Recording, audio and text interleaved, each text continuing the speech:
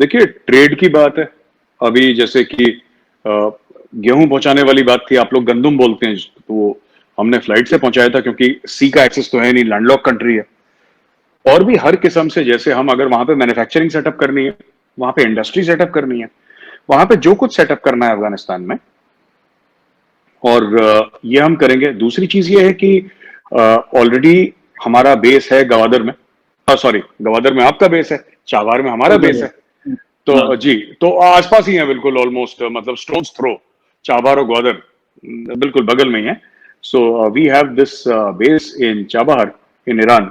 So that gives us access to Afghanistan, क्योंकि पाकिस्तान से तो हमें लैंड रूट मिलेगा नहीं कभी। ये बात तय है कि जो आपका एक जमाने में आता था ना बिन कासिम से, पोर्ट बिन कासिम से, फिर वो गाड़ी चल के तोरकम जाती थी, तो वो इंडिया के लिए तो कभी होगा नहीं।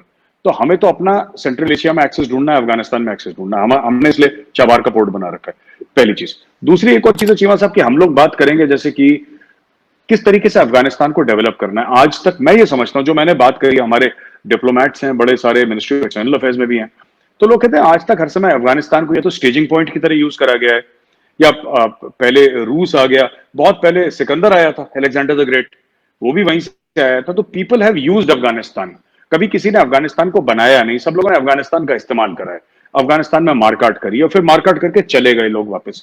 तो हम लोग जो काम करते हैं, we want to develop Afghanistan.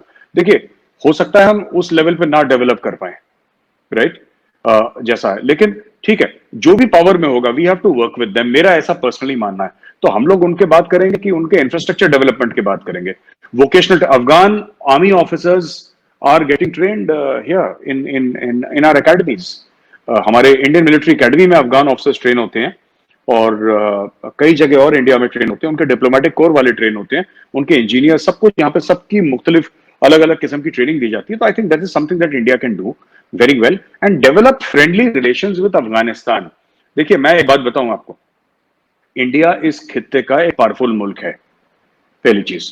और ये जो हमारी इकोनॉमी ने डाउनटर्न लिया है कोरोना से, आज ही मोदी जी का एक वो आया था, बयान आया था कि इससे इकोनॉमी ऊपर नीचे जाती रहती है, इसमें कोई फिक्र करने वाली बात नहीं है, ये आज बुरी है कल ठीक हो जाएगी, कोई दिक्कत नहीं। तो आज अगर हमें लग रहा है कि कोरोना वायरस के चलते, और शटडाउन हो गया हमारे यहाँ, 2.5-3 महीने से शटडाउन चल रहा है, कम 2-2.5 महीने से चल ही रहा है, तो इससे तो फिर हमारी इकोनॉमी ऊपर चली जाएगी, वो कोई मसला नहीं है। पर इसमें सबसे बड़ी बात यह है कि अफगानिस्तान हैज टू पार्टनर। देखिए, अमेरिका बहुत दूर है, रशिया के पास वो फॉरेन एक्सचेंज रिजर्व नहीं है जो पुराना था। वो रशिया, जब हम बात करते हैं ना, हम यूएसएसआर की बात करते हैं, वो स्टोरी खत्म हो गई 1989 के बाद, वो स्टोरी खत्म हो गई। फिर अर्ली 90s में यूएसएसआर के पास इतना पैसा नहीं है कि इन्वेस्ट करते। उनका जो भी बनाया है, वो लोग नहीं कहते, गांव में आपने सुनी होगी कि ये खानदानी चीज जो पड़ी हुई है, जमीनें हैं उनकी हैं, नई जो पीढ़ी है वो कुछ नहीं कमा रही, वो पुरानी जमीनें बेच वो उसकी जो भी बैलिस्टिक मिसाइल्स हैं वो सब पुरानी है, नया तो ऐसा कुछ this thing. And their budget is lower than hours, Russia का तो हमसे भी कम बजट है। चाइना एक प्लेयर हो सकता है अफगानिस्तान में, चाइना एक प्लेयर हो सकता है, क्योंकि चाइना का भी, if I am not wrong, China का भी बॉर्डर मिलता है अफगानिस्तान से। China also got a border with Afghanistan, plus Pakistan is there to help. तो फिर चाइना के साथ काम करेंगे वहां पे। चाइना के साथ हमारी बहुत अच्छी रिलेशनशिप, मैं समझता हूँ, क्यों है, अभी झगड़ा भी चल रहा है, ट्रेड भी चल रही है, एम्बेसडर एमओयू भी साइन कर रहे हैं, फैक्ट्रियां भी सेटअप हो रही हैं, फौजें भी आपस में थप्पड़ घूसे लात फ्लाइंग किक पता नहीं क्या क्या ड्रामे भी चल रहे हैं वहां पे, सब कुछ चल रहा है, एवरीथिंग इज गोइंग ऑन। तो अगर China comes to Afghanistan, we will deal with China there. बिल्कुल ठीक है। तो अगर पिछले दिनों मैंने सुना था कि पाकिस्तान जो है वो मेरा ख्याल है कि अशरफ गनी को जब इलेक्शन होने से पहले, आज से 1.5-2 साल पहले पैगाम दिया गया था अशरफ गनी, इंडिया जो है वो पाकिस्तान का रास्ता इस्तेमाल करे, तो the Indian should talk with Pakistan. तो मेरा ख्याल है कि अशरफ गनी साहब की बात नहीं सुनी गई, या इंडिया ने अशरफ गनी साहब की बात को इग्नोर कर दिया कि नहीं, हम पाकिस्तान से बात नहीं करेंगे। सो इसमें आपको पता है इस हवाले से कोई बात हुई हो कि पाकिस्तान ने अशरफ गनी को कहा और अशरफ गनी ने इंडियन गवर्नमेंट को, फॉरेन ऑफिस को और प्राइम मिनिस्टर ऑफिस को पैगाम दिया हो? मुझे कहीं से ये उड़ती उड़ती खबर आई थी कि ये इसमें क्या हो सकता है, पॉसिबिलिटी है कभी कि ये जो ट्रांसिट है ये कभी इस्तेमाल होगा? मुझे चीमा साहब इसके बारे में इल्म नहीं है, मुझे पता नहीं है कि ऐसी अशरफ गनी साहब की अगर कोई बात हुई हो इंडिया में, ऐसा आई am not aware of this, क्योंकि मेन स्ट्रीम न्यूज़पेपर्स ने शायद इस चीज को इतना कवर नहीं करा। तो मुझे पता नहीं है इसके बारे में, अगर कवर करा भी होगा तो मेरी आई हैव मिस्ड इट, मुझसे चूक हो गई होगी, तो मुझे नहीं पता इसके बारे में। लेकिन चीमा साहब एक बात तो तय है कि देखिए, बात यह है ना कि जो पाकिस्तान से अगर हम कहते हैं लैंड रूट पाकिस्तान की काय के लिए, अफगानिस्तान जाने के लिए, यही तो बात है। बात बात यह है कि ये रूट कभी भी रुक सकती है, ये रूट कभी भी रुक सकती है। हमारे मुल्कों के बीच में कशीदगी हो गई, हमारे मुल्कों के बीच में लाइन ऑफ कंट्रोल पे कुछ हो गया या कुछ भी हो गया, तो चीमा साहब कल ये पाकिस्तान ने करा भी था अमेरिका के साथ, याद होगा आपको, कई महीनों तक अमेरिका का लैंड रूट बंद था। वो गलती से वो कुछ अटैक हो गया था, आपके भी फौजियों, आई थिंक कुछ डेथ्स हुई थी वहां पे पाकिस्तान आर्मी की, वो अफगान बॉर्डर पे ड्यूरन लाइन के आसपास कुछ हुआ था, तो पाकिस्तान में बड़ा गुस्सा था। तो फिर पाकिस्तान ने बोला कि जी नल बंद करो, कोई नहीं आना जाना, खत्म करो। तो फिर वो पीछे से आने लगे अपना जहाज जूझ लेके, ये बड़ा केस हुआ था पाकिस्तान में, तो मैंने भी फॉलो करा था इसको। तो वो चीज है, तो कहीं ना कहीं ऐसा है कि अगर हम बिलियंस ऑफ डॉलर्स लगाएंगे, हम अगर ट्रेड करते हैं सेंट्रल एशिया के साथ, अगर हम ट्रेड करेंगे अफगानिस्तान के साथ, वहां पे माइनिंग है, वहां पे मिनरल्स हैं, वहां पे बहुत कुछ है अफगानिस्तान में, अगर हम करेंगे तो हमें एक गारंटीड वो चाहिए रास्ता अफगानिस्तान से अंदर जाने का, बाहर जाने का। कन्वीनियंट रास्ता तो पाकिस्तान का ही है।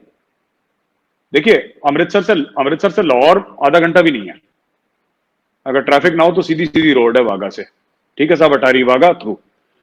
लेकिन इशू कुछ और है साहब, इशू ये है कि वो हमने, इंडिया ने अपने आप को मना लिया है कहीं ना कहीं, मुझे ऐसा लगता है। ये चीमा साहब, ये मेरा खुद का अजम्पशन है कि इंडिया ने कहीं ना कहीं ये मन में बात ठान ली है, या इंडिया ने मन में बात ये पहचान ली है, समझ ली है कि पाकिस्तान से लैंड रूट कभी नहीं होगा। ये बातें चलती रहेंगी 100 साल तक, ये काम कभी नहीं होने वाला। हमारे पास दो तरीके हैं, या पाकिस्तान या ईरान, और कोई तरीका नहीं है। तो हमने ईरान चुना और ईरान के थ्रू हमने कार्रवाई शुरू कर दी, because there is no other way for us, और हमें जाना हमें है, तो that is what we are doing.